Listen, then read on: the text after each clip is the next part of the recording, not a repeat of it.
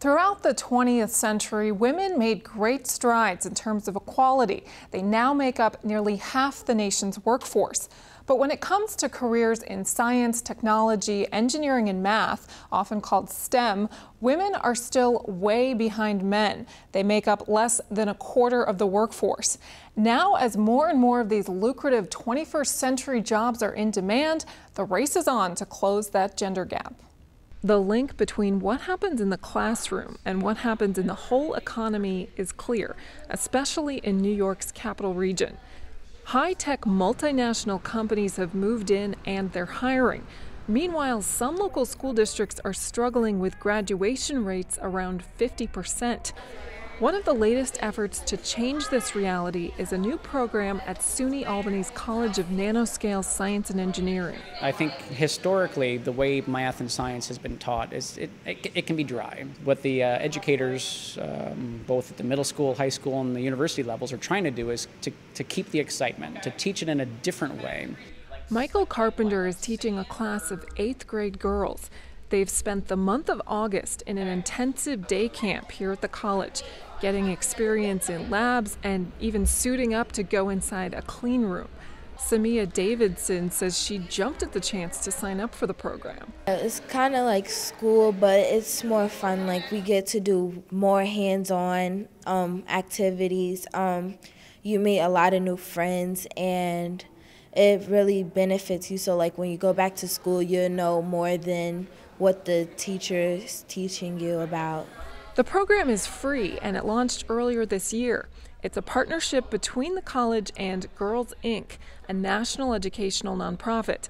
The students and their families have all signed up for a 5-year commitment to stay with the program through the end of high school. We targeted inner city girls, and we really targeted girls that have an interest in science and math. It may not be their best subject. Some of them really like science but not math, and some of them really like math and not science. And so we wanted to have them in the program and really let them see how science and math are applied in real life and everyday life. The program won't keep the girls confined to the college or the classroom. By the time they're sophomores in high school, they'll all be set up with paid internships at science and technology companies. And I think the more real-world experience the kids get, the more their eyes are opened in terms of the possibilities. Typically 8th grade is kind of around the time where girls will start to lose interest in these fields.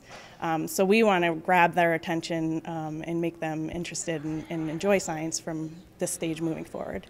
Davidson hopes to be an inventor someday and says this was her first opportunity to come inside the college and see nanotechnology up close. I never really knew like what this building was.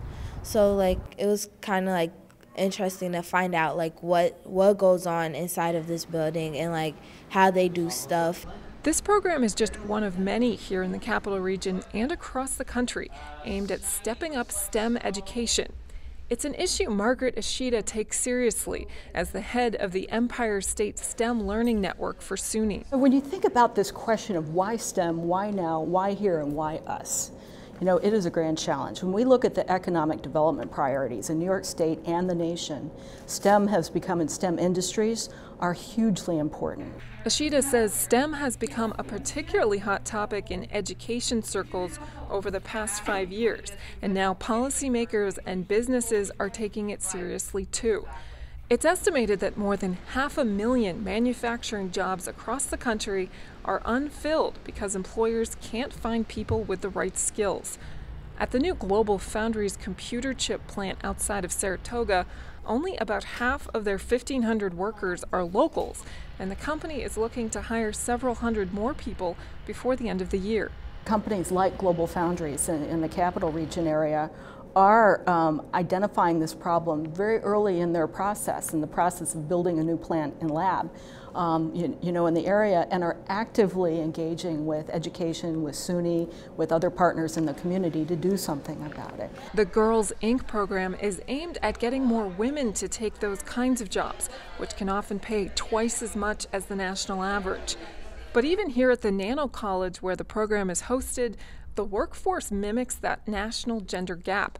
Only about 25% of the employees here are women. One barrier is literally stereotypes that are still alive and well. the stereotype, jokes are made about it. TV shows, make jokes about this. Girls can't do math. Girls can do math.